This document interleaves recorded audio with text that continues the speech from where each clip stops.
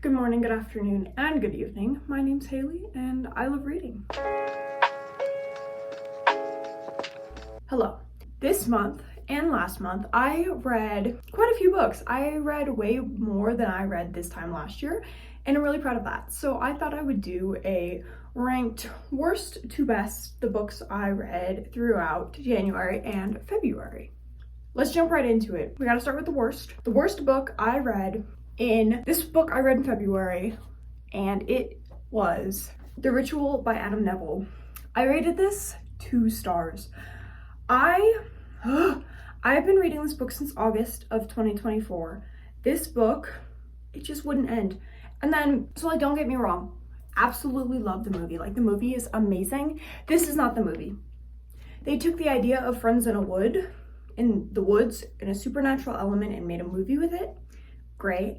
This book, so the first half, this book follows, I've said it so many times, I think I don't need to, but this book follows a group of friends who go into the Norwegian wilderness, and they take a shortcut through the woods, and let's just say, most of them die. The first, probably 200 pages were good. It was the friends in the forest, them trying to survive, cool. Scary things happening, getting picked off one by one. Yeah, good. Then the last 150 pages was just, it was so repetitive, it was so slow, it was so boring. I kind of skimmed the last 100 pages, nothing happens. I don't know. It was so boring, the end of it. And if it took me since August to finish this book, it obviously wasn't good. I'm surprised I even finished it and did not DNF it, but yeah. This was the worst book I read. The movie's amazing. I highly recommend the movie, but the book itself, not great. Okay, the rest of the books from here on out were not bad. The Ritual is down here. The rest of them are up here. So my next least favorite book that I read, and this book I finished in February, and that is Yawn and You by Junji Ito. This is my first introduction into manga. I have not read manga before, but I've heard amazing things about Junji Ito's horror. So I was like, okay, fine. I went to my library to see if I could find any of his horror manga, and this is the only thing they had. And I'm like, you know what? It's super short. I've never read manga before, and if you've never read manga, the pages are backwards, and you read it in right to left instead of left to right, which is definitely a bit of a learning curve for somebody who has only read the other way. So I was like, this is perfect. This is an introduction into manga, as well as get me used to how to read it. And this was cute. It's not a horror book from him. It's just him talking about his cats. It's nonfiction. It was cute. I rated it 3 stars. It's literally just the author talking about how he used to hate cats and then he loves cats. But I do now own Uzumaki. So this will be the next manga I jump into, and this one is horror. But yeah, as a horror lover, it'd be a crime not to explore different genres of horror. And yeah, I'm super excited. This was thick, but yeah, it's manga, so graphic novel. But I'm super excited to get into this one. Second worst book, but not bad at all, was Yawn and You by Junji Ito. Okay, the next book I also finished in February. Oh, my Februarys are worse than my Januarys, but that's okay. This book is a classic, and that is Flowers for Algernon by Daniel Keyes. This book I rated 3 stars.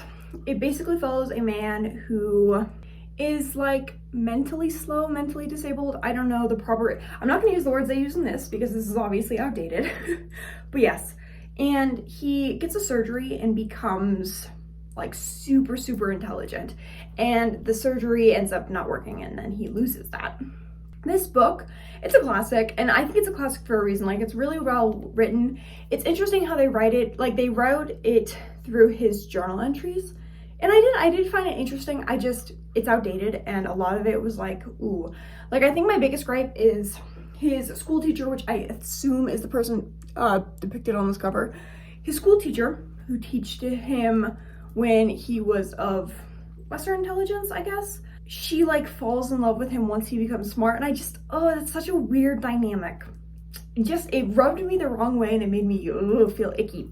So yeah, I rated this one 3 stars. Overall, I see why it's a classic, and yeah, it's outdated though. So, but yeah, I'm glad I read it. So, Flowers for Algernon. Okay, Next, we have Mystic River by Dennis Lehane. This one I rated 4 stars, and this is a murder mystery. I finished this one in January, so we're moving into January. This book it's a murder mystery following basically 2 timelines. The timelines, it follows 3 best friends. Well, 3 best friends when they were younger, but as they grow older, they're connected still, but they're not friends, because when they were younger, one of them gets kidnapped.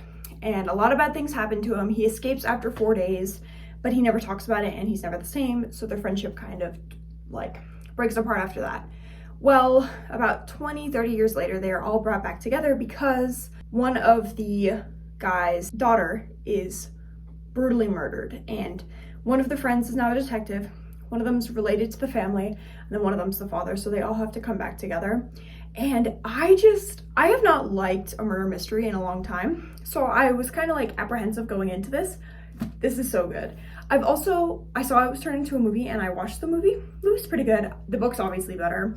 The movie follows the book really, really closely. Just the book has a depth that the movie does not. Like, I legit, probably until the last 100 pages, I wasn't sure who did it. And I'm the type of person that knows immediately who did a murder in a murder mystery, but that doesn't usually kill the fun for me. But this one, I genuinely had no clue. I was more invested in their relationships and the intricacies, because this book, like, everybody is related, but you don't know that. Also, I love how the first, like, 100 pages, the girl's not dead. The daughter's not dead. So you actually fall in love with her a little bit. So then when she's murdered, it's more heart-wrenching. Most murder mystery books, they start off with the murder, so you don't get to know the murdered person. But getting to know the murdered person was like, I actually cared that she died, and that's not usually what murder mysteries approach things as. So overall, this was really, really good. Like, it was a long book, but I flew through it, and yeah, 4 stars. I highly recommend it. Okay, my next book is, I don't own it. Well, I do own it, but it's my sister's, so I gave it back to her, and that is From Here to the Great Unknown by Lisa Marie Presley and Riley Keough. This is Elvis Presley's daughter's memoir, as well as her daughter. So basically, Lisa Marie died after writing part of this, so Riley Keough, who is her daughter, decided to finish it for her. This memoir is, wow. Like, honestly, any celebrity memoir, because I know I am under a rock when it comes to most celebrities, so I read their memoirs, and then I'm dumbfounded. I'm left so confused. Her daughter was crazy. Like, well, okay, his daughter was not crazy. She was a very interesting woman, and her life was crazy.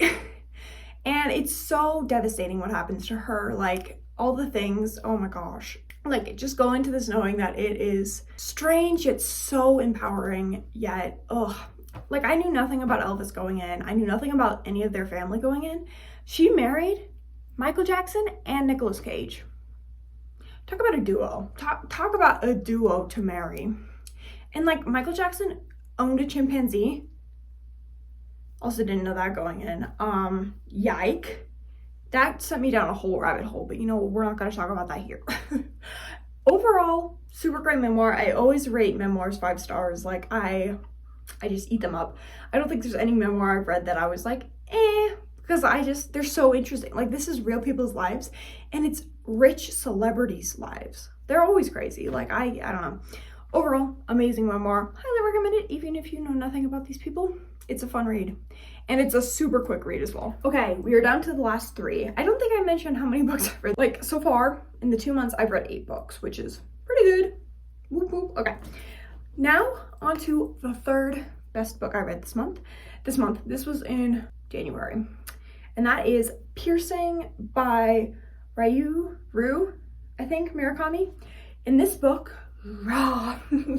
it's so good. Okay, it's translated fiction, and it basically follows a man who, he has the urge to stab his daughter with an ice pick.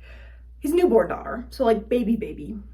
He loves his wife. She bakes bread. She's a lovely lady, but he has a crazy background, like crazy trauma, crazy everything. So he's like, you know what?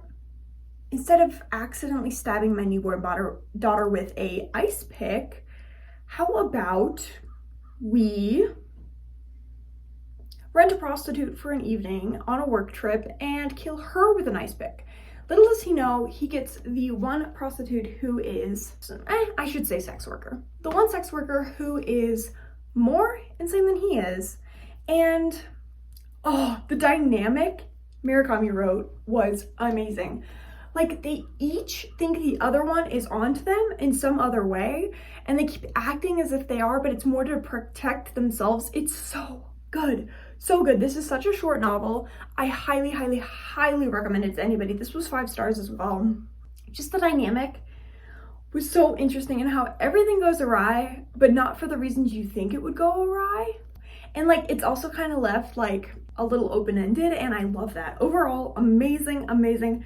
I've been really getting into like translated fiction this year, and I will continue to be getting into that because it's amazing. Piercing, 100% recommend to any horror lover. Trigger warning on literally everything, but chef's kiss. Okay, second place. You're gonna have to bear with me if you've read this book, just hear me out. That is They All Die Screaming by Christopher Tierna?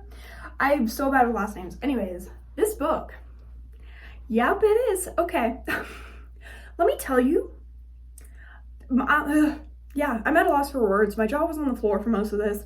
This is a horror novel. Probably one of the more disruptive, disgusting, disturbing books I've read. Like, the worst book I've ever read is Cows. I'm just gonna leave that at there. But this book was kind of close to that. Like, it was really close. We're following 2 storylines. One is a apocalypse that happens where it's called the Scream. People get it and they can't stop screaming. So that means they can't eat, they can't do anything, and then they just die. Either they kill themselves because they're screaming, or they die because they are unable to eat or drink or anything. And it just takes over. And then the other plot line follows a little boy who was kidnapped by a pig farmer and is forced to work on the farm of the pigs. Oh my god. Each storyline is fucked up in its own way. Like, we got the disease one, because it follows you, like, some of the people before the disease. Let's just say I'm never going to look at an Arby's roast beef sandwich the same way. Yuck. Yike, yuck. Anyways, and then the little boy, let's just say the man who kidnaps him has a bit more of a romantic plot line with the pigs. You know what I'm talking about. He also, sorry, I almost forgot this one. He also kidnaps 15-year-old girls and then sells them as pigs. Basically, like, their meat as pig meat. And that also goes down a horrible rabbit hole. Overall, trigger warning on everything, but this is such a great horror novel. Oh my god, I ate it up. It was crazy. It was also 5 stars. The reason I loved it so much is I like shock horror. But this was shock horror, but it was also like, you still cared about the characters. Like, you still really cared about the characters. And that, like, they're all terrible people. Like, they're all the scums of the earth, but I still care about them. And I love when a horror novel can do that for me. There was also, like, a plot line with a trans person, but it wasn't, okay, this book's horrible, but it wasn't, like, transphobic, which was very surprising to me because from everything else that went down in this novel, I was like, oh god. As soon as they introduced her, I was like, this is gonna be fucked. It wasn't. It was actually kind of nice. So that surprised me as well. I did tab a quote. My favorite quote from this book is, "There's only one type of people in this world. People who die." Period. That's all you need to know. Overall, amazing horror novel. If you like horror, if you like shock shit, if you like disgusting, grotesque, everything, check it out. It's actually really good, and I enjoyed it. Okay, time for the best book I've read so far this year, and honestly, it was the first book I finished this year, and I think it might be my top book of 2025 at the end of this year, because I really don't think anything is going to be able to top that. And this book is Boulder by Eva Baltazar. As you can see, I love this book. This is only 105 pages, 5 stars obviously. This book is a sapphic romance. It follows a girl who is nicknamed Boulder. She works on ships, so she's like a chef on ships. And well, one day they dock and she meets this girl named Samza, and she like falls in love with this girl, and she's never fallen in love before. She's been the type of girl that just like one night stands, that type of stuff. Well, she falls in love with Sansa, and Sansa's like, how about we just move in together and like start a family? And Boulder's like, ooh, kids? Are we serious? I don't want that. But she loves Sansa so much, she's like, you know what? For you, baby, I'll do it. And oh my gosh, let's just say it's tragic. Like, they're being pulled in separate directions, and oh my god. But the writing, this is also a translated fiction, and the writing, like, are we kidding? Oh my gosh. I want to read everything that Eve Baltazar has ever written. This was absolutely gorgeous, absolutely breathtaking. Like, legit think about this book every day. This has changed my view on like everything, and it's written so well. Oh my gosh. This book was originally written in French, and do you know how bad I wish I could speak French and read the original book? Because if this is the translated version, I can only imagine how beautiful and amazing the French version is. Overall, I don't usually read romance, but this was amazing, and hands down the top book I've read so far this year. So yeah, that was all the books I read in January and February of this year. I'm doing great. I'm personally reading so much. I'm still reading so much, and I'm so proud of that because let's just say last year was a fail. Here are the charts from the months, just to like share my stats of what's been going on. But yeah, overall, reading has been, 2025 might be my year. It might be my year. So yes, I hope you enjoyed.